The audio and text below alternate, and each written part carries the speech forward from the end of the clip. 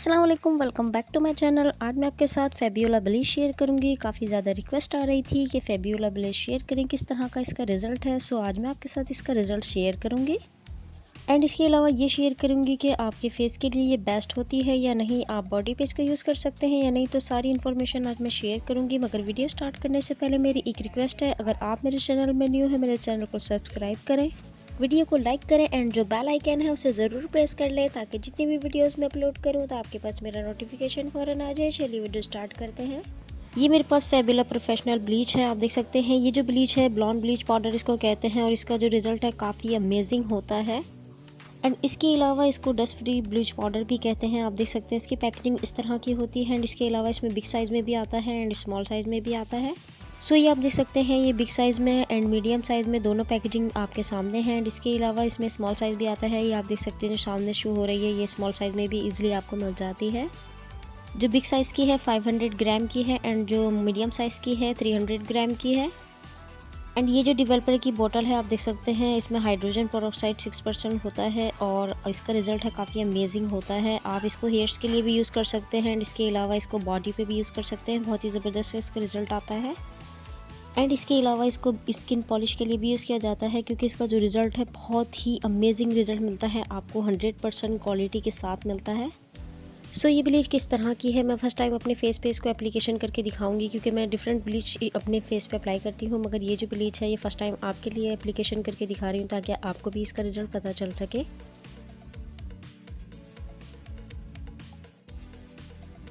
सो bleach mixture start करते हैं किस तरह से बनाना है। सबसे पहले इसको ओपन कर लेंगे, इस तरह से टर्न करते हैं तो इसका कैप ओपन हो जाता है। उसके बाद अंदर से आप देख सकते हैं कुछ इस तरह का ये होता है, पैक हुआ हुआ होता है। इस तरह से एक पाउच दिया हुआ होता है इसके अंदर।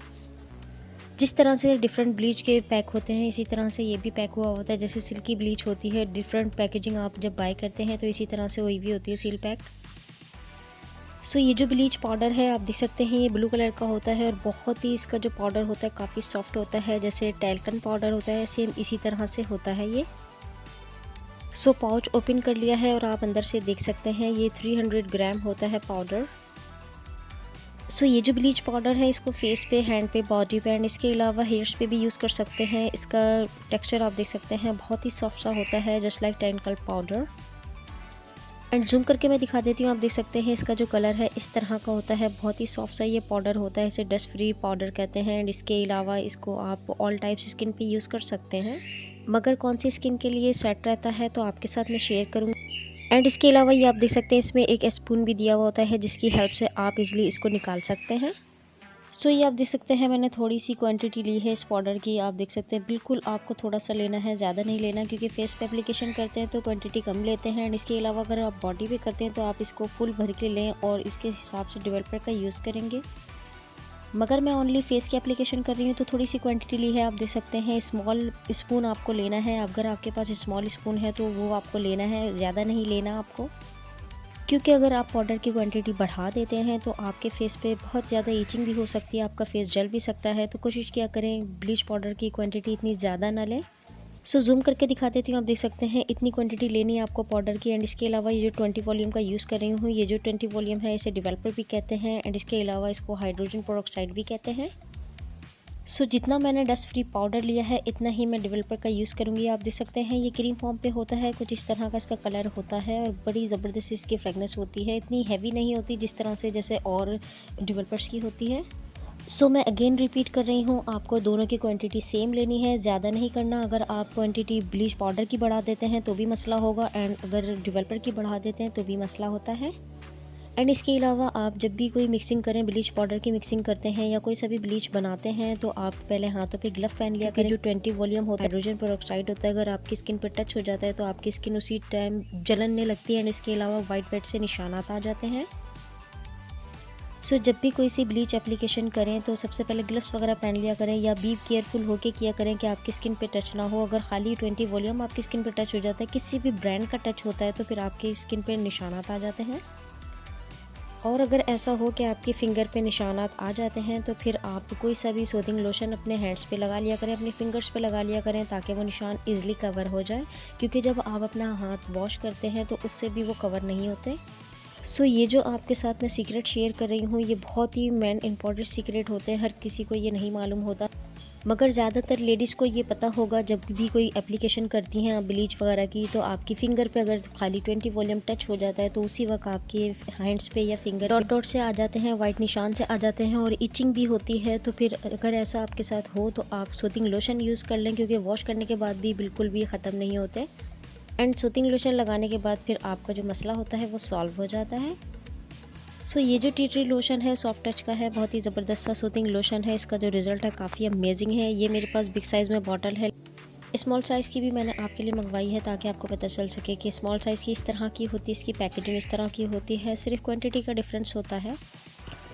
सो किसी भी ब्लीच प्रोसेस के लिए आपको इन्फॉर्मेशन का होना ज़रूरी है। अगर आपके पास इन्फॉर्मेशन नहीं होगी कि ब्लीच करने के बाद कुछ मसला हो जाता है तो फिर आप प्रॉब्लम में आ जाते हैं।